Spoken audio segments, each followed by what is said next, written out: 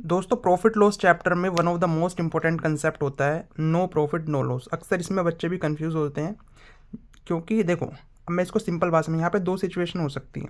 सबसे पहला, अगर मैं एक ऑब्जेक्ट खरीद रहा हूँ और उसको उतने में ही बेच दे रहा हूँ, 10 रुपये का मैंने सामान खरीदा, 10 का ही बेच दिया, तो नो प्रॉफिट नो लॉस हो गया।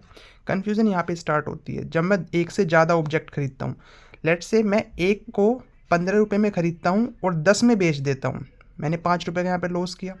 20 में एक और वस्तु खरीदी, मैंने एक साथ खरीदी थी और उसको 25 में सेल किया, तो अल्टीमेटली आप देखेंगे मैंने 35 का सामान 35 में ही सेल किया यहाँ पे।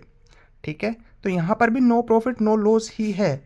अगर आप ध्यान से देखेंगे यहाँ पर, यानी कि ए पर मैंने जितना रुपए का लॉस किया, बी पर मैंने उतने ही का ही प्रॉफिट किया, तभी जाके ये कंडीशन बन सकती है नो प्रॉफिट नो लॉस की, यानी कि ए का लॉस बी के प्रॉफिट के बराबर है। अब यहाँ पे आप देखिए दोस्तों, अगर मैं क्वेश्चन इतना सिंपल नहीं आता है, हमारे सामने आता है परसेंटेज में, मैंने इसी क्वेश्चन को इस फॉर्म में ब्रेक किया है। ठीक है, परसेंटेज की फॉर्म में।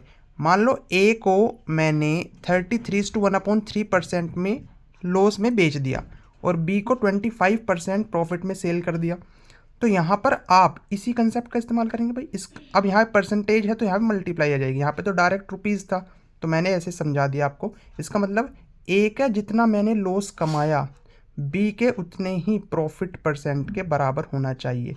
ए के कॉस्ट प्राइस का 33:1/3%, बी के 25% के बराबर होगा।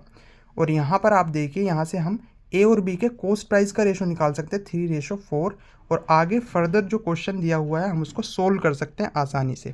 आई होप आपको ये समझ में आया होगा।